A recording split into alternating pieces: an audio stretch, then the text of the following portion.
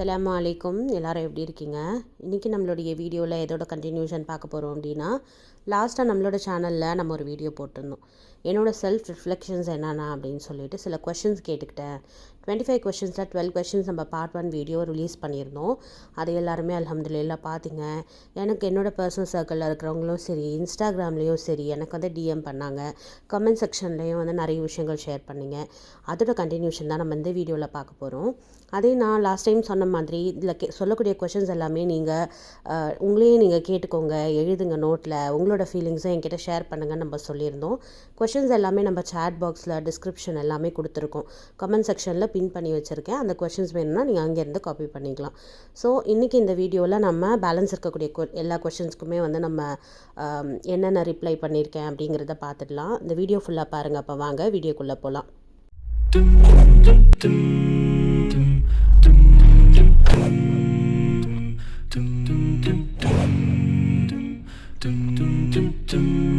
சின்னதாக ஒரு பயணம் பண்ணிக்கிட்டே நம்மளுடைய உரையாடலை தொடங்கலாம்.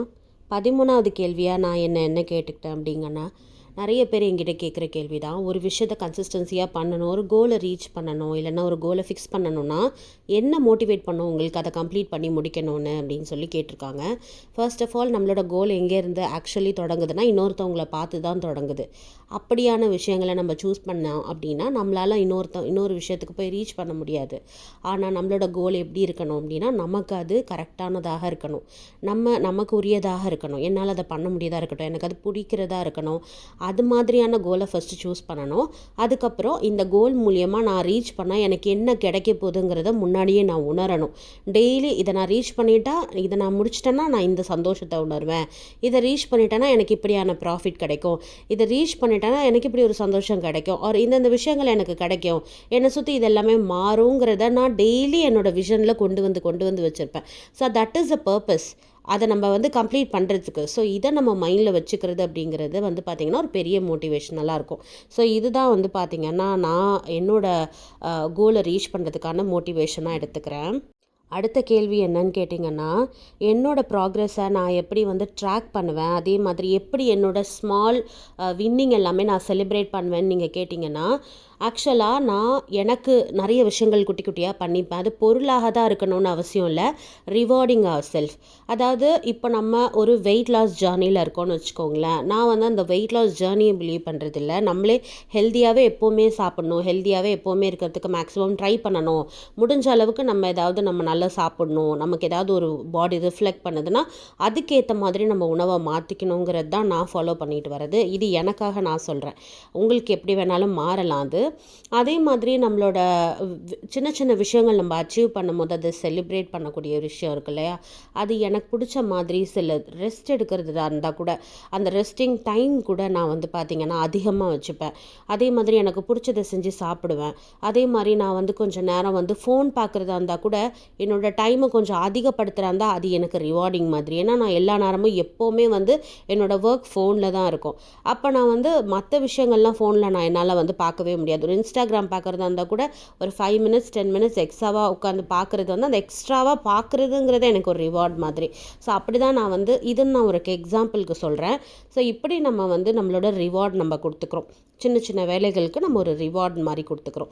அண்ட் நான் ஒரு புக் ரீட் பண்ணுவேன்னா எனக்கு ஒரு புக் வாங்கிக்கிறது, எனக்கு பிடிச்ச புக்கை வந்து நான் ரீரீட் பண்ணுறது, இது எல்லாமே எனக்கு வந்து ஒரு ரிவார்டாக இருக்கும்.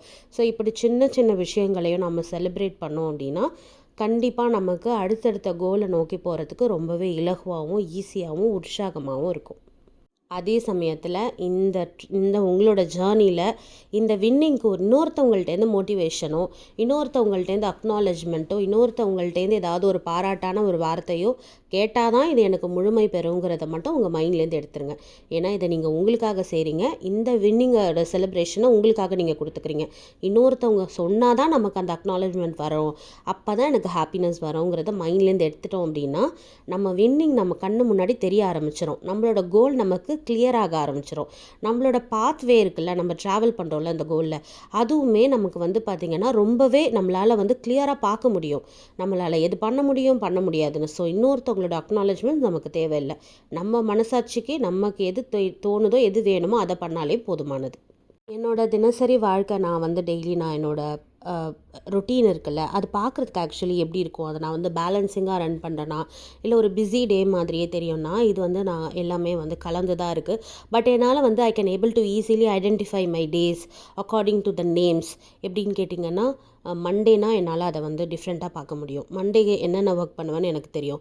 டியூஸ்டே அது வேறு மாதிரி இருக்கும். வென்ஸ்டே அது ரொம்ப வேறு மாதிரி ஒரு ஃபீல் இருக்கும். தேர்ஸ்டே வேறு மாதிரி இருக்கும். ஃப்ரைடே வேறு மாதிரி இருக்கும்.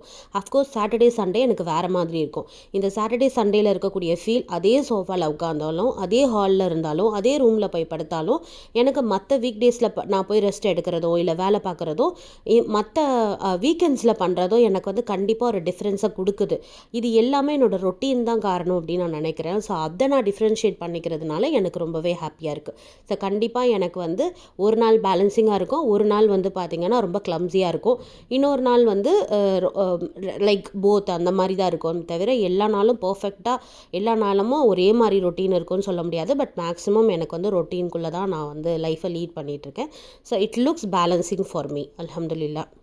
What experiences are adventures do I want to have in upcoming year அப்படின்னா, எக்ஸ்பீரியன்ஸ் அப்படின்னா நான் இப்போது என்னோடய எக்ஸ்பீரியன்ஸ்னால் என்னென்னா, நான் வந்து பிஸ்னஸ் வந்து இன்னொரு வெர்ஷன் ஆஃப் பிஸ்னஸ் வந்து நான் ஏதாவது பண்ணணும் அப்படின்னு நான் நினைக்கிறேன். பட் இது வரைக்கும் நான் அதை ட்ரை பண்ணவே இல்லை. ட்ரை பண்ணாலும் அது வந்து ஸ்டார்ட் பண்ணும்போதே அது அமைதியாக அப்படி அமுங்கிடுது. பிகாஸ் நிறைய விஷயங்கள் இருக்குது. நான் ஜஸ்ட்டு பிஸ்னஸ் ஸ்டார்ட் பண்ண போகிறேன், அதில் நிறைய நம்ம இன்வெஸ்ட்மெண்ட் போடுறதுக்கு அப்புறமா அதை யாருமே வாங்கலை அப்படின்னா நமக்கு ரொம்ப கஷ்டமாயிரும்ல. அதில் நம்ம போட்ட டைம் எல்லாமே வேஸ்ட்டாக போயிடும். ஸோ நான் வந்து ஃபர்ஸ்ட் நான் அந்த லேர்னிங் ப்ராசஸ்க்குள்ளே இறங்கலாம், ஸ்லோவாக அதில் போயிட்டு நம்ம அந்த வேர்ஷனுமே நம்ம கொஞ்சம் ஸ்பெண்ட் பண்ணணும்னு நினைக்கிறேன். அண்ட் தென் பார்த்திங்கன்னா என்னோடய யூடியூப்க்கு ஐ ஹாவ் மோர் டைம் அப்படின்னு நான் சொல்லவும் முடியாது. ஆனால் எனக்கு டைம் இல்லைன்னு நான் சொல்ல முடியாது. பட் யூடியூப்பில் நான் இன்னும் கூட கான்சன்ட்ரேட் பண்ணணும் அப்படின்னு நான் நினைக்கிறேன். ஸோ இது ரெண்டுமே இந்த வருஷம் கொஞ்சம் சீரியஸாக நான் எடுத்துக்கணும் அப்படின்னு நான் நினைக்கிறேன். How can I be more present and mindful in my daily routine அப்படின்னா, இப்போது இந்த கொஷனுக்காக இல்லை, ஆக்சுவலி இந்த கொஷனை நான் அடிக்கடி நான் கேட்டுப்பேன். அதனால தான் இதில் நான் எழுதியிருக்கேன். இது நான் உங்கள் எல்லாருக்குமே சொல்லிக்கிறேன். நமக்கு சாட்டர்டே சண்டே முடிச்சு மண்டே வரப்போதுனாலே ஒரு டென்ஷனாக இருக்கும். சண்டே நைட்லாம் நமக்கு வந்து ஒரு மாதிரியாகவே இருக்கும். நமக்கு ரொட்டீன் ஸ்டார்ட் பண்ண போதுன்னு எவ்வளோ தான் நம்ம ரொட்டீனோடு அதை கொண்டு போனாலும் கண்டிப்பாக மண்டே ஃபீல் அப்படிங்கிறது எல்லாருக்கும் உள்ளது தான். எனக்குமே அதே ஃபீல் இருக்குது. ஆனால் ஒன்ஸ் நான் அந்த மண்டேவை ரீச் பண்ணுறதுக்கப்புறம் நான் எதையுமே ஸ்ட்ரெஸ்ஸாக எடுத்துக்க மாட்டேன். ஏன்னா நான் ஒரு விஷயம் என்கிட்ட சொல்லிக்கிட்டே இருப்பேன்.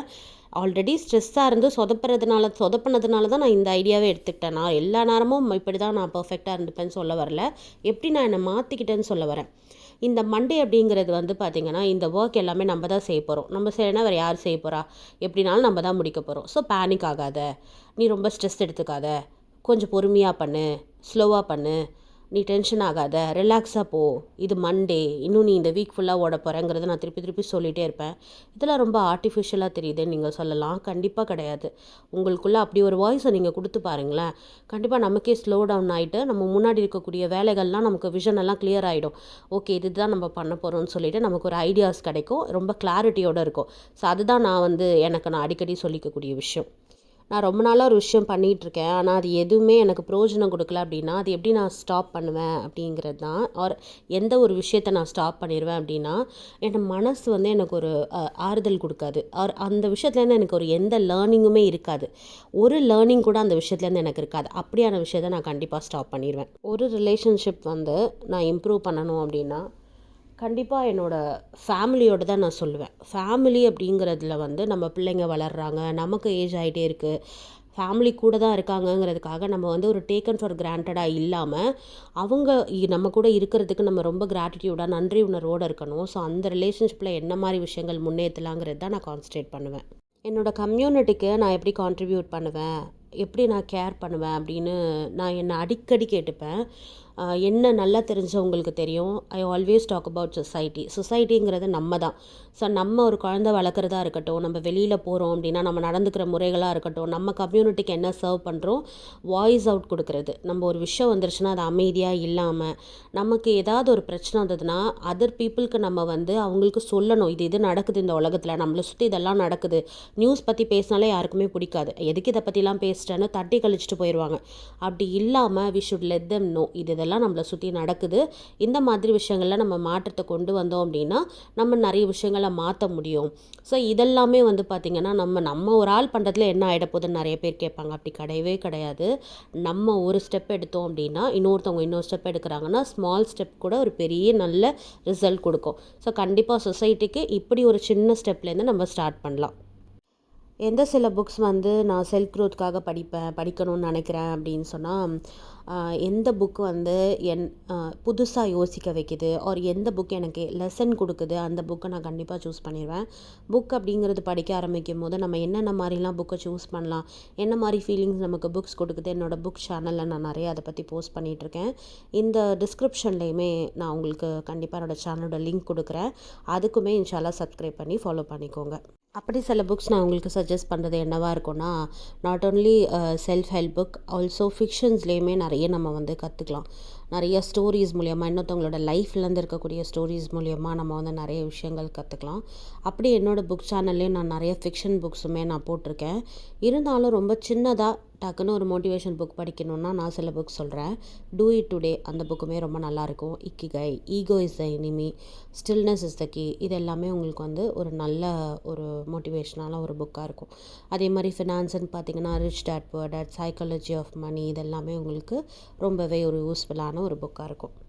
எந்த ஒரு விஷயம் வந்து நான் பிலீவ் பண்ணிகிட்ருக்கேன், லைக் அதை நான் மாற்றணும், இது எனக்கானது இல்லை அப்படின்ட்டு எந்த ஒரு விஷயம் அப்படின்னா, அப்படி முன்னாடி இருந்திருக்கு. எப்படின்னா இது மட்டும்தான் நமக்கு செய்ய வரும், இதை மட்டும் நம்ம செய்வோம், அதெல்லாம் நமக்கு செய்ய வராது அப்படின்னு நானே நினச்சிருக்கேன். ஆனால் அதெல்லாம் கிடையாது.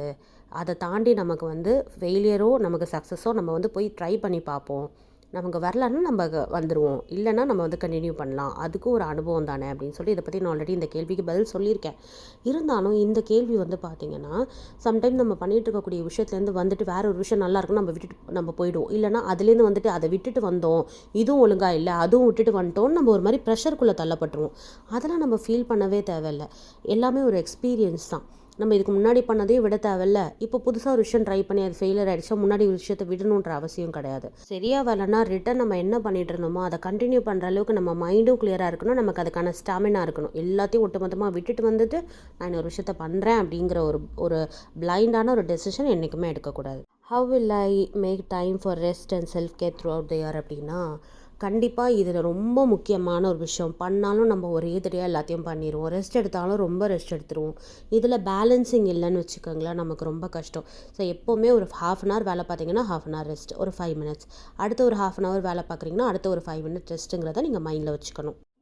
What is the one risk I am willing to take for personal growth அப்படின்னா, என்னோடய பர்சனல் க்ரோத்தில் நான் ஒரு ரிஸ்க் எடுக்கணும் அப்படின்னா கண்டிப்பாக நம்மளோட நாலேஜை நம்ம வந்து க்ரோ பண்ணிக்கிறதுக்கு எந்த விதத்துலேயுமே நம்ம யோசிக்கவே கூடாது.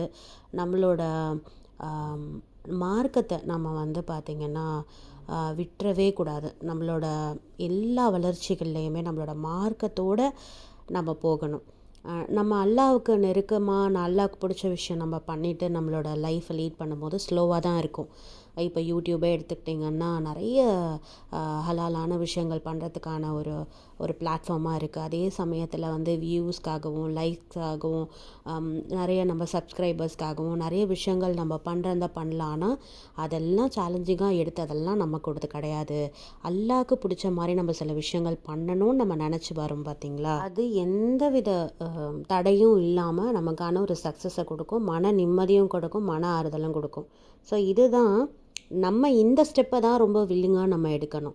எந்த ஒரு தடையும் இல்லாமல், எந்த அடுத்த ஒரு செகண்ட் தாட்ஸ் இல்லாமல் நம்ம அல்லாக்காக நம்ம எடுக்கக்கூடிய ஸ்டெப்ஸ்.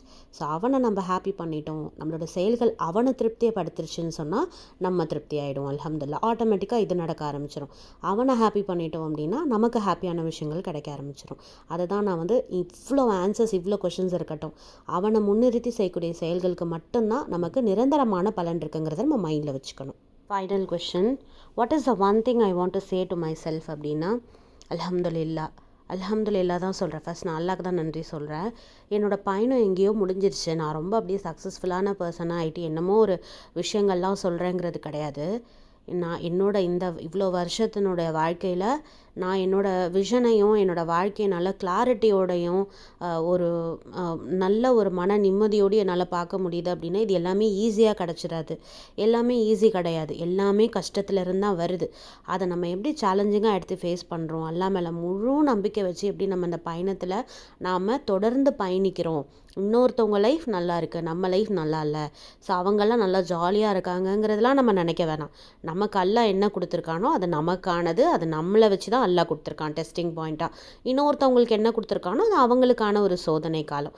அல்ஹம்துலில்லான்னு சொல்லி இந்த பயணத்தை இன்னமும் நல்லா சக்ஸஸ்ஃபுல்லாக நம்ம தொடர்ந்து நம்ம எல்லாருமே லைஃப்பை சேலஞ்சிங்காக எடுத்து நம்ம பண்ணக்கூடிய விஷயங்களில் முழு திருப்தி அடைஞ்சு அல்லாஹ்வை திருப்திப்படுத்தி நம்ம ஹலாலான முறைகளில் நம்மளுடைய பயணத்தை மேற்கொள்ளும் போது சக்ஸஸோ இல்லை முழுமையான சந்தோஷமோ இல்லை ரொம்ப கம்ஃபர்டபுளான லைஃப்பும் நம்மளை தேடி அதுவாக வரும். அல்ஹம்துலில்லாஹ். நமக்கே தெரியாது. அப்போ நன்றி செலுத்தக்கூடிய மக்களாகவும் அல்லாஹ்வை பின்பற்றக்கூடிய மக்களாகவும் அல்லாஹ் நமக்கு கொடுத்துருக்கக்கூடிய அறிவை எப்படி இன்னும் மென்மேலும் வளர்த்துக்கலாம் அப்படிங்கிறது மட்டும்தான் நம்ம மைண்டில் இருக்கணும். அல்ஹம்துலில்லாஹ். இப்படியே நம்மளோட இந்த ஒரு ஆக்டிவான ஒரு மைண்ட் செட்டப்போட ஹெல்தியான மைண்ட் செட்டப்போட நம்மளோட ஜேர்னியை தொடங்குவோம். இந்த வீடியோவில் நம்மளோட பயணங்கள் முடிஞ்சிடலாம். நான் நம்மளுடைய வாழ்க்கை பயணம் இன்னும் மென்மேலும் தொடர்றதுக்கு சக்ஸஸ்ஃபுல்லாக இருக்கிறதுக்கு கண்டிப்பாக நான் உங்கள் எல்லாருக்காகவும் பிரார்த்தனை செய்கிறேன். என்னையும் உங்களோட பிரார்த்தனையில் இணைச்சிக்கோங்க. இந்த வீடியோ உங்கள் எல்லாருக்கும் யூஸ்ஃபுல்லாக இருந்திருக்கும்னு நம்புகிறேன். உங்கள் எல்லாரையும் அடுத்த வீடியோவில் பார்க்குறேன். இன்ஷா அல்லாஹ். அஸ்ஸலாமு அலைக்கும்.